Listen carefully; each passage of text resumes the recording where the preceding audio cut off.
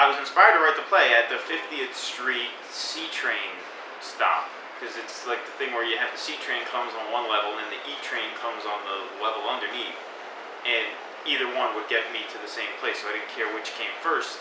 But you don't know which comes first, so it's that kind of thing. If you know the subway, you know how you gotta kind of like stand so you can hear both trains coming, and you don't know which is gonna come first, and you don't know when, and nobody can get in touch with you because you got no cell phone signal. So I thought this is pretty much the closest thing to purgatory that there is on Earth. If there's a purgatory on Earth, it's where I am now, and that planted the seed of a purgatory, you know, a sort of ambiguous afterlife world on a train platform. And then from there, you know, my imagination ran wild, as they say. Excuse me, do you know when the next train comes? No. Is there a schedule or something? No. And it's been an absolute pleasure and a journey going through this play. We've performed it regionally before, and it's a great experience to do that, in that we've all the components of it. I think the director and all the actors and everyone in it have really grown from the first performance, and so it's been a little while since we performed it last, and it's going to be a really new creature, I think, this time around. So for the nowhere thing,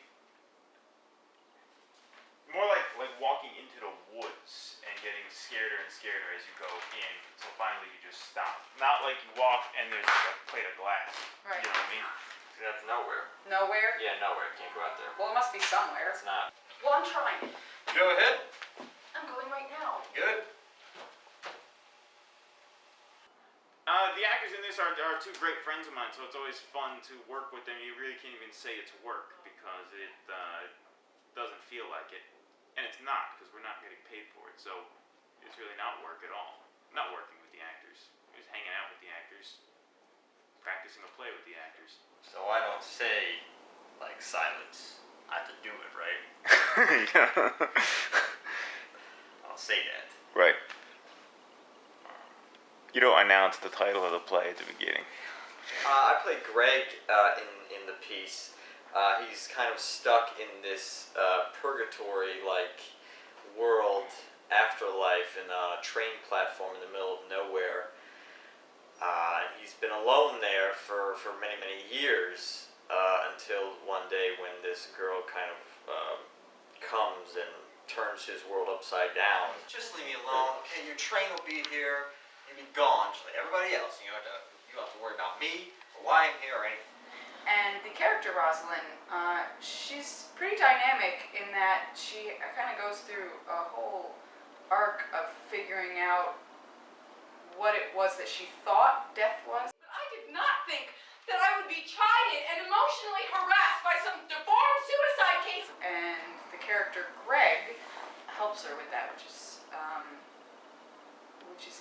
interesting, because he doesn't do it in the most kind way, but in a harsh reality sort of way. You know, he's someone who's not afraid to say what's on his mind, though what he says might be unpopular. It certainly isn't unpopular to the character that Mallory portrays. Or to some people in the audience, they could agree with some of the things he says. That, you know, that's something about these kinds of characters, is that, you know, we love to hate them, and you hate to love them. I'll tell you something else. The more you live, and I mean live, not watch TV or read or go to school and hear a bunch of fucking no-town losers tell you how much potential you have. The more you see, the more you hear, the more you feel, the only reasonable outlook is total hopelessness. It is tragic, but it's also quite funny, and I think, you know, I mean, I couldn't imagine doing a play that has no humor in it. That just seems like a waste of time. You got people in seats and people on stage. It's a perfect recipe for making people laugh. After it was over, everybody kind of goes outside the theater and they talk about the different plays, and we would hear people like argue and debate this one, sort of what was the deal with it. And that kind of keeps it alive, I think, in a sense. Like the fact that people can argue about it and talk about it afterwards kind of gives it a life in their head that stays with them after they leave the theater.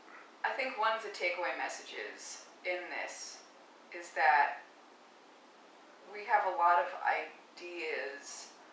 I don't know. What the fuck are people supposed to stay away from this? It's been a great.